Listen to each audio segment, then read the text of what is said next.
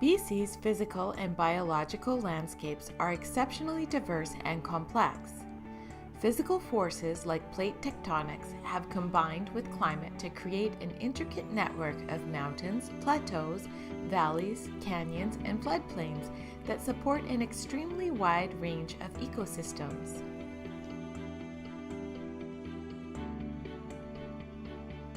Natural landscapes are shaped in part by the physical elements of the non-living surface of the Earth. At a very large scale, massive rigid plates that are constantly on the move cover the Earth's surface. BC is part of the North American Plate, which is interacting with the Juan de Fuca, the Explorer, and the Pacific Plates. BC's physical landscape has been and continues to be shaped by its position on the east side of the Pacific Ocean. Over geologic time, complex plate tectonic processes have moved and glued on fragments of the Earth's crust, called terrains, to the west coast of the Pacific Northwest, creating 5 distinct geologic belts. The major geologic belts are unique in their geologic history, and they account for BC's many mountains, plateaus, and complex rock structures. While on the west coast, they are also a contributing factor to BC's active earthquake zones. The map on the left is the building blocks of the Earth's crust, and the map on the right shows the terrain features we can see. The northeastern corner of BC is a part of Canada's interior plains, a relatively flat plateau composed of sedimentary rocks that were once, long ago, part of a great inland sea. Next is the foreland belt. It is characterized by the jagged sedimentary rocks of the Rocky Mountains and the long, narrow Rocky Mountain Trench, the longest valley in North America. Farther west, the Omanika Belt contains the metamorphic and highly mineralized rocks of the Columbia Mountains, including also the Purcell and Monashee mountain ranges.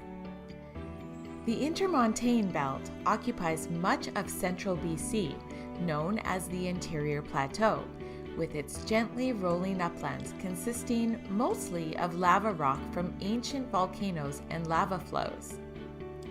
Finally, on the west coast, the coast and insular belts make up the steep, rugged west coast mountain ranges made of hard granite rock and also include some of BC's recent volcanoes. Many smaller, unique geologic pockets like the Skeena Mountains and Stikine Plateau also contribute to BC's diverse physical landscape. All of British Columbia was covered by a thick sheet of ice during the last ice age.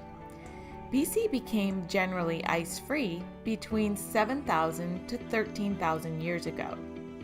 This most recent ice age has had a major influence on BC's watersheds, the results being seen in the form of coastal fjords, steep glacially sculpted mountains, terraces and benches along interior rivers, and glacial moraine features across the interior plateau. The climate of BC is greatly influenced by the north-south orientation of mountain ranges and position of the province relative to the Pacific Ocean. For most of the year, moist eastward flowing air is forced over the mountains. As the air rises, it cools and drops precipitation on the west-facing slopes, leaving drier conditions on the east-facing slopes. This phenomenon is known as orographic lifting. In the winter, the moister west-facing and drier east-facing slopes pattern is magnified as warm, moist air is carried from the Pacific Ocean to the mountains, where it meets cold air from the Arctic. The collision of air masses results in frequent heavy rain and snowstorms. In the summer, the pattern often changes. A high-pressure system often persists off the west coast, deflecting moist air to the north, resulting in generally warm, dry summers over most of BC. Because of the moderating effects of the Pacific Ocean, the west coast of BC enjoys the longest frost-free season in Canada, averaging more than 200 frost-free days per year. To the east of the Coast Mountains, the Pacific Ocean's moderating effect is much less. The central interior plateau averages only 75 to 100 frost-free days per year.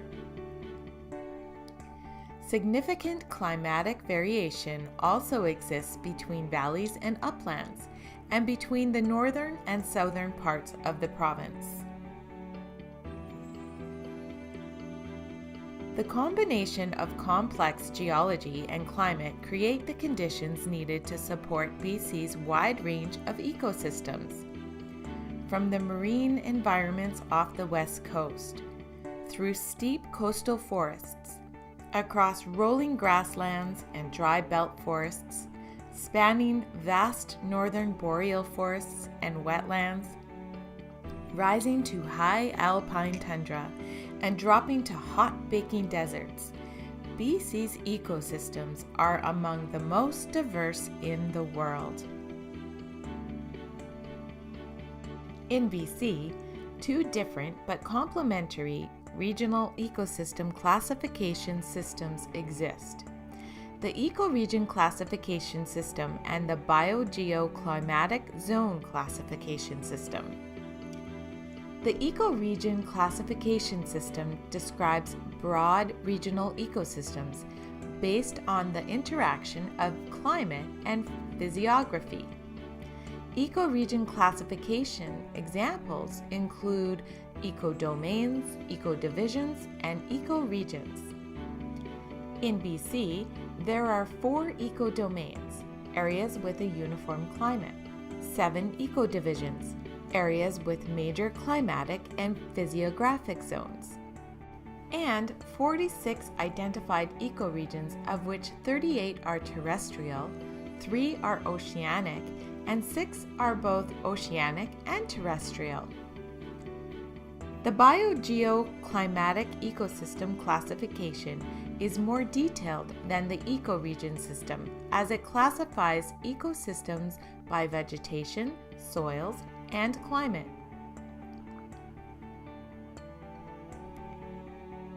Human activity is highly influenced by BC's natural landscapes for settlement, ranching, mining, agriculture, forestry, tourism, and recreation. Thus, maintaining natural landscapes are important to BC's economy. According to the BC government, 37% of BC's unique land base is conserved in some way. Wildlife habitat areas, old growth management areas, parks, conservancies, and protected areas. What natural landscape of BC do you live in? Use BC Tomorrow to see how past land use has changed the area of natural landscapes in your region and what effects land use may have in the future. British Columbia's future is in your hands. See what you can do.